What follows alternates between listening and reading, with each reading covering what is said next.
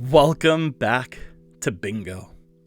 For those who are unaware, Bingo stands for Bible in 60 Seconds. It was a series that I started back all the way in 2020 with the hope of one day completing 60-second summaries of every chapter of the Bible. Life happened. I had a child. We moved numerous times and even shifted jobs quite a bit. But in the back of my mind, I always wanted to come back and complete this series.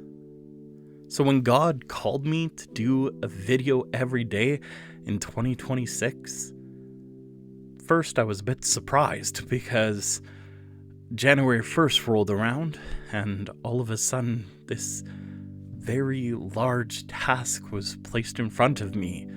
God asked me to do this, and I said yes.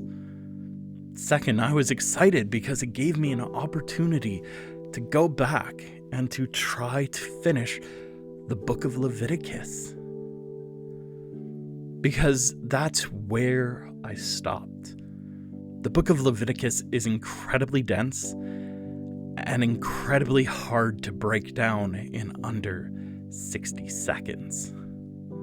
In fact, by the end of the bingos, they were verging on 3 minutes, some of them even surpassing 3 minutes. And so I realized I needed to take a moment, do some planning, take a deep breath, and find a way of getting back to the original series idea. Bite-sized, 60-second breakdowns of the chapters of the Bible, with 2 exceptions. The first being this introduction video, which hopefully you're watching right now. A longer form video that goes in depth into the author, the time period, the extra details that I won't be able to cover in 60 seconds, as well as giving you a general overview of what is to come. And then, at the end of the series, I like to do what I call the wrap-up. It is a series where I create a fun, hopefully decently well put together song that surmises the book that we just finished. And if something needs to have more depth to it, we can always do an in-depth, in-context, longer form videos that dive into the deeper topics and help us to fully understand our Bible in depth, in context. And so we come to the book of Numbers.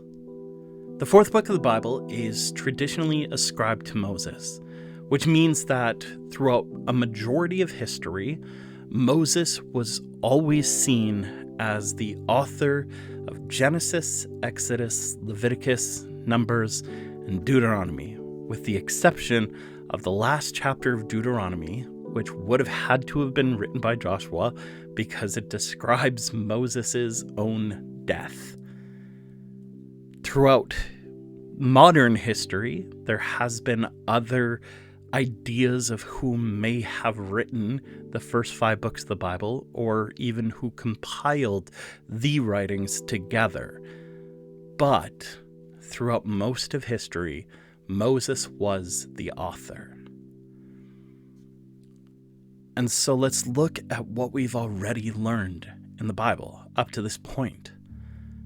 After the creation account and the story of the patriarchs and the formation of Israel in Genesis, after the escape from Egypt and the giving of the law in Exodus, and the Levitical laws and the cleanliness rules of the book of Leviticus, we now come to the book of censuses. Woo, so exciting. But actually, the book of Numbers is more than just a collection of numbers. The book of Numbers is more about the journey in the wilderness during the 40 years of the Israelites' failure. The censuses are like bookmarks that help us to understand how the nation of Israel changed throughout the 40 years in the wilderness.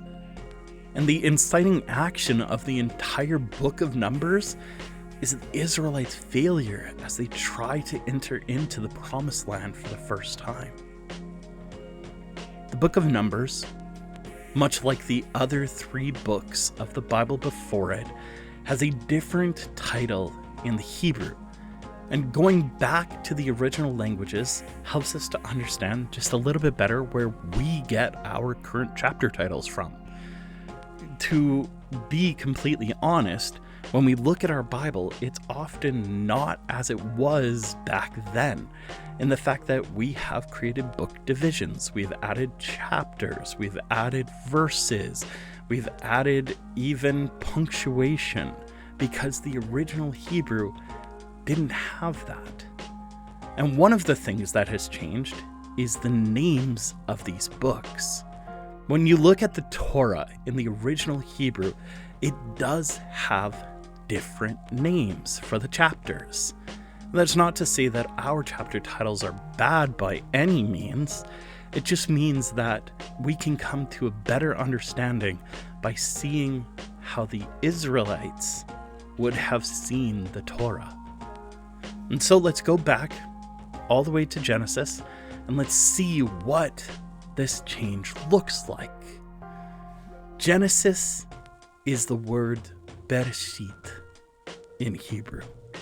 It's the first Hebrew phrase of the book, and it means in the beginning. The Greek, when it was translated into the Septuagint, then used the word for beginnings or origins, which was then translated into Latin, which is where we get the term Genesis from, meaning an origin or a creation. But the Greek took the idea from the Hebrew, in the beginning. The book of Exodus likewise uses the first Hebrew phrase of the book, Shemot, which means these are the names. That was later translated in the Septuagint to the road out, which was then translated to Latin, which is where we get the term Exodus, which is a movement out of a location. The book of Leviticus likewise uses the first Hebrew phrase, Vayikra, which means, and he called. The Greek adopted this idea, but used a word that effectively means relating to the Levites. That was translated into Latin, which is where we get the book named Leviticus from. And so, if you haven't seen the pattern, in the book of Numbers, the Hebrew phrase at the beginning is Bemidbar, which means in the wilderness. This was then changed in the Septuagint to Arithmicus, which is where we get our word arithmetic from, and it has the basic idea of counting, and then that was translated into the Latin numeri, which is where we get the chapter title Numbers from. So between the Greek, the Latin, and the Hebrew, we get a pretty good one-sentence summary of what this book is going to be about. It's the numbers that are counted while in the wilderness. The basic overview of Numbers has a few sections to it. It begins, surprise, surprise, with counting, the censuses of the nation of Israel, showing us who was there and who could fight in the nation of Israel from chapters 1 through 4. And then we see their preparation to enter into the promised land from chapters 5 through 9 and the excitement that's building. And then we see the Israelites' failure from chapters 10 through 14. We see God's mercy in chapter 15. We see the Israelites failing again and again from chapters 16 through 21. And then we see God's mercy again from chapters 22 to 24. We see Israelites failing to worship God properly and falling to improper worship in chapter 25. And then we see the second census, further rules that are given to the Israelites from chapters 26 to 30, more problems and more requests from 31 and 32, and ultimately the Israelites approaching the promised land at the end of the 40 years from chapters 33 to 36. Ultimately, the book of Numbers has a few major themes that are seen throughout it. And when you go through these themes and you look at them, you realize why the book of Numbers is so important for us today as modern day Christians. These themes are sin and redemption, death and restoration, intentional and unintentional sins, wandering in the wilderness, trusting God's plan above our own, God's unending love and mercy despite our sin, and finally, the just and divine wrath of God. As we go through each chapter in Bingo, we are going to do our best to focus on which of these topics we are seeing and how they point forward to the love that God showed us through his Son. But we're going to do this right, in bite-sized chunks. So I hope you're as excited as I am as we welcome you back to the Bible in 60 seconds. Welcome back to Bingo.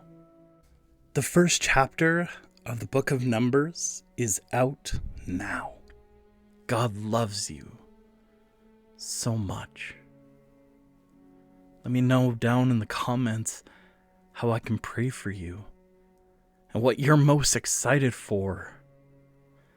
And if you want to join in on this journey, hit the subscribe button. There's my cat. God loves you. See you tomorrow.